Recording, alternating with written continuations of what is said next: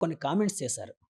అంటే రేవంత్ రెడ్డి గారి వల్ల అపోజిషన్ పార్టీ ఏదైతే అక్కడ రూలింగ్‌లో ఉందో కాంగ్రెస్ పార్టీని విమర్శించడం కోసం, రేవంత్ రెడ్డి గారిని విమర్శించడం కోసం చంద్రబాబు గారిని యూజ్ చేసుకునే విధంగా హుహు. అంటే రేవంత్ రెడ్డి గారు చంద్రబాబు వాళ్ళ గురువు గారి బాటలో వెళ్తున్నారు. చంద్రబాబు గారు 2014 నుంచి 19 వరకు 20,00,000 పెట్టుబడులు తెచ్చానన్నారు.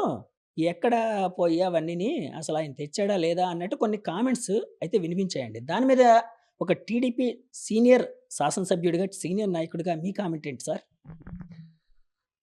సరే, ఫామ్ హౌస్‌కి పరిమితమై ఇప్పుడిప్పుడే బయటకొచ్చినట్టుంది ఆయన. ఎన్నికల్లో ఇదైన కేసీఆర్. కేసీఆర్ ప్రయత్నం మీరన్నట్టు రేవంత్‌ని ఉద్దేశించనే కాకుండా కేవలం రాజకీయ లక్ష్యంతో చెప్పిందని నేను అనుకుంటున్నా ఆవిడకి. మళ్ళీ తెలంగాణ, ఆంధ్ర అనేటువంటి సెంటిమెంట్ పెట్టుకొని మళ్ళీ అధికారంలో రావాలనే ప్రయత్నం అందులో కనబడింది. ఇక్కడ ఎంఓయూస్ గురించి మాట్లాడినప్పుడు తర్వాత 5 ఏళ్ళు ఎవరి పాలన ఉంది? రాష్ట్రంలో భయపడి పారిపోయే పరిస్థితి ఉంది.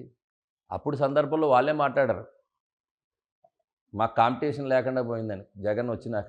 ఆంధ్ర రాష్ట్రంలో పెట్టుబడుల విషయంలోకి వచ్చేటప్పుడు తెలంగాణకి చాలా క్లీన్ ఉన్నట్టు. ఆ రోజు ఆయన అధికారంలో ఉన్నప్పుడు. నేనేమంటానంటే ఏదైనా ఒక కంటిన్యూ ఇప్పుడు ఏమైంది ఆ రోజు బ్రహ్మాండంగా అందరూ పెట్టుబడిదారులు వచ్చారు. మనం ఇక్కడ విశాఖపట్నంలో 3 సమ్మిట్స్ జరిగినాయి. ఎంఓయూ చేసుకున్నారు. చేసుకున్న తర్వాత ఈ గవర్నమెంట్ ఇప్పుడు ఉదాహరణకు లులు పారిపోయారు. ఒక్కరే కాదు. అనేక అసలు ఈ రాష్ట్రం నుంచి పరిశ్రమలనేటువంటి వాళ్ళకి ఒక ఆ బ్యాడ్ పీరియడ్ అనేటువంటి నడుస్తుంటే వచ్చిన వాళ్ళు అగ్రిమెంట్ చేసుకున్న వాళ్ళు అంటే గ్రౌండ్‌లోకెళ్ళాల్సిన వాళ్ళు అందరూ పారిపోయినాయి. ఇక్కడ మీకు మిలేనియం టవర్స్ ఉంది ఐటీ. అన్నీ ఖాళీ చేయించారు. ఈరోజు టీసీఎస్ యాక్టివిటీస్ ఇప్పుడు స్టార్ట్ అవ్వబోతున్నాయి అందులోనే ఆ ప్లేస్‌లో. సో ఇవన్నీ వాస్తవాలు. ఆయన రాజకీయ ఉద్దేశంతో మాట్లాడినట్టు మనకి స్పష్టంగా కనబడుతోంది. సార్ ఎప్పుడో ఆయన కేసీఆర్ గారు అంటే ఇప్పుడు యాక్చువల్‌గా రేవంత్ గారికి చంద్రబాబు గారు గురువన్నారు. కానీ కేసీఆర్ గారు కూడా గురువు చంద్రబాబు గారే యాహ్! యాహ్! కదండీ! యాక్చువల్‌గా యాహ్! చంద్రబాబు గారి దగ్గరే యాహ్! పనిచేశారు. అది యాహ్! అందరికీ తెలిసిన విషయం. యాహ్! రికార్డెడ్ ఇది అది. కానీ ఆయన ఎప్పుడో ఒక సెంటిమెంట్ రగల్చడం కోసం చంద్రబాబు గారిని ఎందుకు యాహ్! ప్రత్యేకంగా ఎంచుకుంటాడు. టార్గెట్ చేస్తారు? ఎంచుకుంటాడు. దాని మీద ఎంచుకుంటాడు. ఏంటి సార్ కారణం ఇప్పుడు ఏంటి? ఆంధ్ర, తెలంగాణ ఆ రోజు ఆంధ్ర, తెలంగాణ విడిపోయినప్పుడు అన్నదమ్ముల్లా విడిపోవాలనేటువంటి మాటల్లో మాట్లాడిన వ్యక్తులే అక్కడ రాజకీయాలకు వచ్చేటప్పటికి తెలంగాణకు, ఆంధ్రాకు ఒక కాంపిటీషన్ పెట్టో, ఆంధ్ర నాయకత్వం ఇక్కడ సమర్థవంతంగా నడిస్తే ఇక్కడ తెలంగాణలో నష్టపోతామనేటువంటి ఆలోచనలు రగిల్చే విధంగా వాళ్ళు వెళ్తూ ఉంటారు. ఈరోజు చంద్రబాబు నాయుడు గారి పైన విమర్శలు అనేటువంటివి క్లియర్ కట్‌గా ఇది పొలిటికల్ ఎజెండా. అందులో నిజమైనటువంటిది లేదనేది అందరికీ తెలుసు. మీరన్నట్టు రేవంత్ రెడ్డి గారు చంద్రబాబు నాయుడు గారి శిష్యుడే. కేసీఆర్ కూడా చంద్రబాబు నాయుడు గారి శిష్యుడే. అందులోని ఈ అందరూ కూడా తెలుగుదేశం పార్టీ నుంచి తయారై ఎళ్ళిన ముఖ్యమంత్రులు ఆళ్ళిద్దరు. కాబట్టి ఈ పార్టీల్లో ఈ షెల్టర్ పైన ఇక్కడ చేసి ఎళ్ళిన వాళ్ళు. రాజకీయ ఆలోచనలు చేసినప్పుడు ఒక రాష్ట్రాలు 2 విడిపోయిన తర్వాత ఆ రాష్ట్రానికి వాళ్ళు అక్కడ ఆధిపత్యం పోరులో ఈ ఈ ఈ వ్యూహాత్మకంగా ఇక్కడ విమర్శిస్తే వాళ్ళకి లబ్ధి పొందుతుందని. రెండోది ఒక ఇంటర్నల్ ఆ స్నేహం కూడా.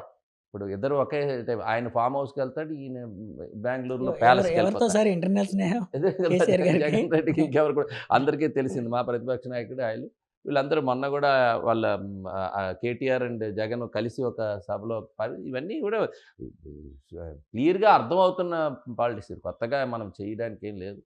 కాబట్టి ఆ అండర్‌స్టాండింగ్‌లో ఇద్దరు కూడా ఒక కోవలు ఎంచుకుంటున్నారు. ఇద్దరు ముందు ప్రజల్లో తిరగడం మానేశారు. ప్రజల దగ్గరికి ఎళ్ళడం మానేశారు. ఇలాగ సెంటిమెంట్‌తోనో ఏదో ఒక అభూత కల్పనలో లేకపోతే ఏదో ఒక విమర్శలు చేసో ఇలాంటివి ఎంచుకొని మళ్ళీ అధికారంలోకి రావాలని ప్రయత్నం చేయడంలో వాళ్ళిద్దరికీ 2 ఒకే రకమైనటువంటి దీనిలో ఉన్నట్టుగా కనిపిస్తుంది. సార్ ఇప్పుడు జగన్మోహన్ రెడ్డి గారిని ఉదహరిస్తూ మీరు మా ప్రతిపక్ష నాయకుడు అన్నారు. హ్మ్. సార్ మన అదే రాష్ట్రం అది. అహా! కాదు మన సార్. రాష్ట్రం కాదా అతను కూడా? రాష్ట్రం అదేదే ఆంధ్రప్రదేశ్. కానీ ఆయన ప్రతిపక్ష నాయకుడు పదవి ఇవ్వలేదని ఆయన బాధపడుతున్నారు. ప్రతిపక్ష పార్టీ అన్నాను. ఓకే. ప్రతిపక్ష పార్టీ. ఇప్పుడున్న మా రాష్ట్రంలో ఉండేటువంటి ప్రతిపక్ష పార్టీకి ప్రతిపక్ష కాదు హోదా సార్. అనేది ఆ! అసెంబ్లీలో ఇచ్చేది. అవును. ఇక్కడ రాష్ట్రంలో ఉండేటువంటి ప్రతిపక్ష పార్టీ ఇప్పుడు అవును. ఉన్నటువంటి 3 వైసీపీ. పార్టీల్లో వైసీపీ ఉంది. అవును. ప్రతిపక్షంగా ఉండేటువంటి పార్టీలు ప్రతిపక్షం అంటాం మేము. అవును. మిత్రపక్షం అనలేం గదా! అవును. అది కాదు సార్. యాక్చువల్‌గా ఇప్పుడు ఉప్పు లేని పప్పు బావుండదు అంటే చప్పగా ఉంటదంటారు కదండీ! ప్రతిపక్షం లేని అసెంబ్లీ కూడా అలాగే ఉంటదని చెప్పి పెద్దలు చెప్పేవారు. మరి అంటే అంటే వాళ్ళు ఇక్కడ రావట్లేదు కదండీ. అంటే మొత్తం అంతా మీ కూటమి సభ్యులే ఉంటున్నారు అక్కడ అసెంబ్లీలోని. సో, ప్రొసీడింగ్స్ విషయంలోని వాళ్ళు కూడా ప్రతిపక్షం కూడా ఉంటే బావుంటదని మీరేమైనా భావిస్తున్నారా? అసెంబ్లీ రామ్మని అనేక హ్మ్. మార్లు స్పీకర్ ఇన్వైట్ చేశాడు. అందరూ కూడా పార్టీ నుంచి ఇన్వైట్ చేసాం. అసలు అసెంబ్లీకి రావడం అనేటువంటిది వాళ్ళ హక్కండి. హ్మ్. వాళ్ళ హక్కు అది. రాజ్యాంగపరంగా వచ్చినటువంటి హక్కు. అసెంబ్లీకి ఎన్నికైన శాసనసభ్యులు అసెంబ్లీకి రావడం అనేది హక్కు. ఎవరు ఆపితే ఆగిపోకూడదు. పోనీ ఎవరి మీద కోపం ఉంటే రాకపోవడం కాదు. ఇట్స్ ఎవరికీ లేనటువంటి హక్కు. ఓన్లీ శాసనసభ్యుడిగా ప్రజలు ఓటేస్తే గెలిచారు ఆ నియోజకవర్గంలో ఉండేటువంటి శాసనసభ్యులు. వాళ్ళకి సంఖ్యాబలం అనేటువంటిది నిర్ణయించింది రాజ్యాంగం. ఓకే. ఇంత ఇంతమంది సభ్యులకి ఇంతమంది ఉంటే ఈ హోదా వస్తుందని. మీకు లాస్ట్ టైం పార్లమెంట్‌లో కూడా మా నాన్నగారు ఎంపీగా ఉన్నారు అప్పలనరసింహ గారు. తెలుగుదేశం పార్టీ ప్రధాన ప్రతిపక్ష పార్టీగా ఆ అవునండి. రోజు పార్లమెంట్‌లో ఉంది. అప్పుడు 28 అన్ అంతే అ కదా సార్? 32 సభ్యులతో 32 ఓకే. అంటే అదే అప్పుడు బీజేపీకి లేదు. కాంగ్రెస్ అవును. గవర్నమెంట్ అవును. ఉండిప్పుడు. బీజేపీకి సభ్యులు రాలా. ఆ! అంటే జాతీయ పార్టీకి ఉన్న ఆ రోజు లేదు. కానీ ప్రధాన ప్రతిపక్ష హోదా ఎవరికిచ్చారు? టీడీపీ. సంఖ్యాబలం బట్టి. అవునండి. కానీ టీడీపీకిచ్చారు. దేశం అంతా లేము. ఆ! మీరు అర్థం కావాల్సిన జాతీయ పార్టీ కూడా కాదు ఆ రోజు ప్రాంతీయ పార్టీ. అవును.